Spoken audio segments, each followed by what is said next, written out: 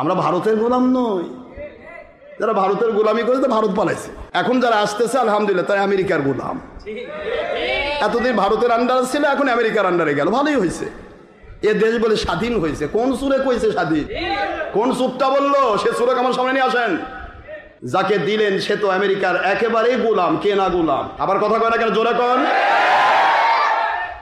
ভারতের গোলামি দাদাগিরে গোলামি ছিল নিংটি, এখন গোলামি গেল খ্রিস্টান। ভালোই তো করিস, লাভ তো ভালোই করছো, খারাপ তো কিছু হয়নি।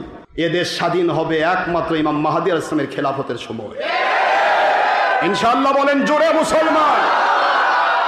জালিম মুন্সিরা তোমরাই তো ওয়াজ করেছো, মানুষ ধ্বংসের মেশিন গান, ইমান ধ্বংসের মেশিন গান।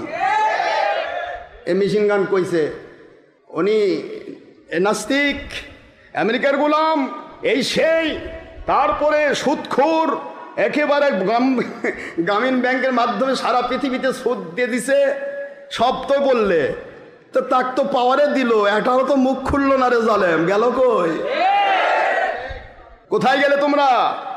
কই এটা তো তোদের মুখে বোবা গেল, কারণ আমরাও আমেরিকার গোলাম, ওটাও গোলাম, গোলামে গোলামে ডবল গোলাম। রাজনীতি আমরা করি না, কিন্তু রাজনীতির ভিলেজ পলিটিক্স থেকে ইন্টারন্যাশনাল পলিটিক্স সব আমরা মাথায় রাখি। কি ঘটতেছে, কি হচ্ছে। এখন আমেরিকার গোলামি করো।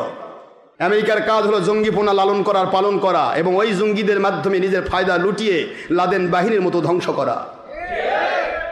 লাফায়ও না, এত চুলকানির কিচ্ছু হয়নি, কেবল চুলকানি শুরু হয়েছে, ঘা হওয়ার অপেক্ষা করো। ভারতমুখী আমেরিককে পালিয়ে দিয়ে তোমরা মনে করেছো হাত তোমার হাতে গেছে দেশ। না, দেশ তোমাদের হাতে যায়নি, দেশ গিয়েছে আমেরিকার হাতে।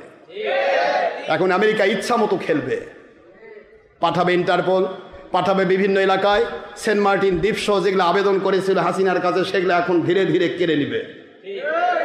বাংলার প্রশাসন, বাংলাদেশের বাহিনী, সশস্ত্র বাহিনীকে ভয় দেখাতে এবং কিনতে আমেরিকার 1 সেকেন্ড লাগে না।